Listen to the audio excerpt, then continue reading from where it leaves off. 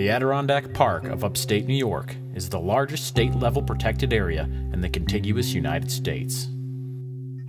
Covering over 6 million acres, this wildlife sanctuary is bigger than Yellowstone, Yosemite, Glacier, Grand Canyon, and Great Smoky Mountains combined. Adirondack natives Jake Hitchcock and Adam Hyde have made it their life's work to uncover the mysteries within.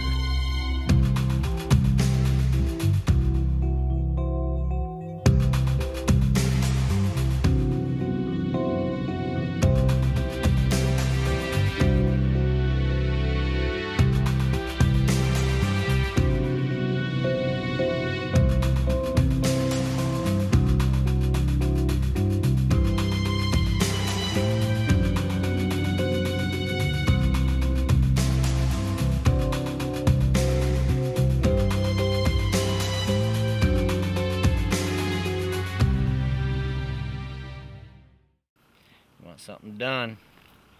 You want it done right, you gotta do it yourself. All these jokers on TV, they can't find Bigfoot. Well, we're gonna do it. What a day today is. Boy, what a day. Just out in the yard doing a little raking.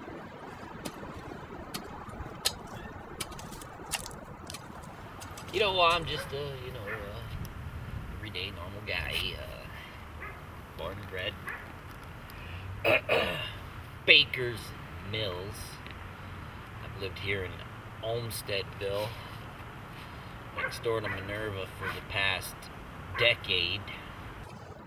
See, what I was gonna do is I was gonna do a little leaf raking, but then realized it was pretty windy, so I figured I'd move some earth instead. It's not gonna blow around on me as much.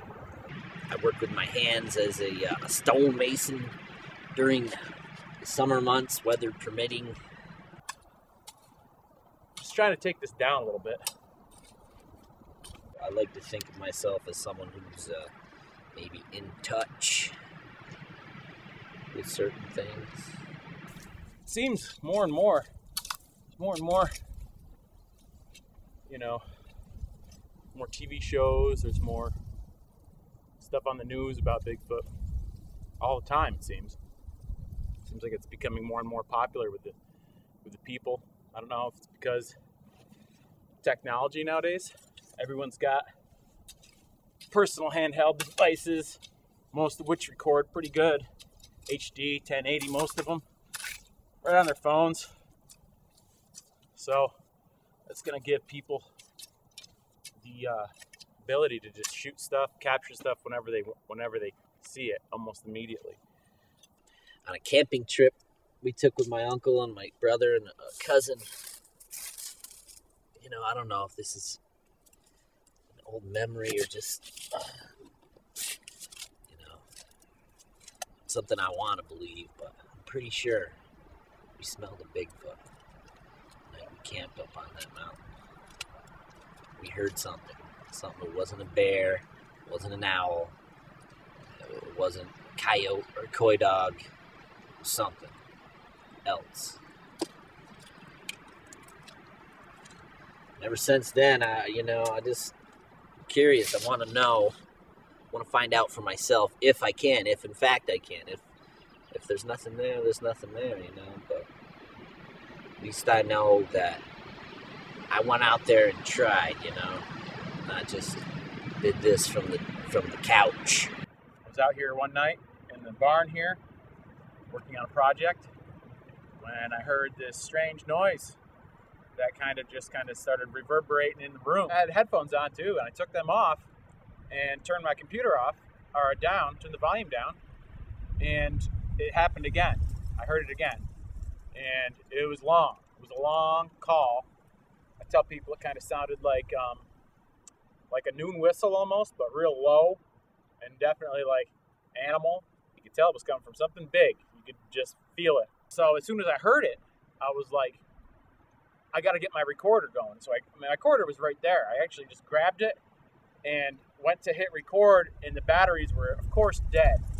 When the second call sounded, and it was a long one, remember, it was I don't know how long it was, but it was long enough for me to grab my recorder, realize it didn't have batteries in it, and then run around trying to find batteries. And I had just ran out. I usually have a pretty big stock of fresh double A's and triple A's just sitting there for all sorts of purposes. And there wasn't any to be found. And not only was there none to be found, but then I did find some in a remote device from a DVD player. I put those in there, and they were dead too. And that was kind of strange. So then I ran and I grabbed another DVD remote that I had, and it had just enough juice to get it going so I could record. Now, I didn't have the big shotgun microphone or anything. It was just the field recorder itself, the Tascam DR40. And I ran out on the porch and held it up like that, and I got a couple of sounds, which I believe are from the same animal, but they were a different call. The second time around, the second sound it made was almost like an owl. It was like, whoo, whoo, like that, but it sounded almost like it sounded like a gorilla to me, kind of sounded like. It was really strange. And I'm not kidding you one single bit. And I recorded it, I recorded the sound. And now, granted, it's not awesome, but it's decent quality.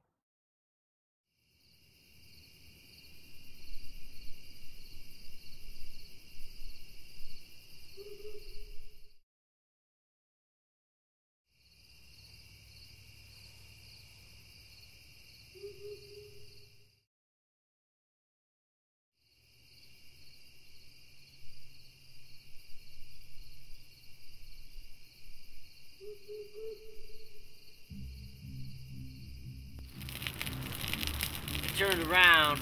On the next episode of BLB, find out how Jake and Adam have become such die-hard squatchers. There's nothing there. Learn why the two have dedicated their very lives to pursue this centuries-long mystery. This is the playground for them too, with over 6 million acres of forest. The boys certainly seem like they're in it for the long haul. Let's just see if they can keep it up. Spot on what I heard.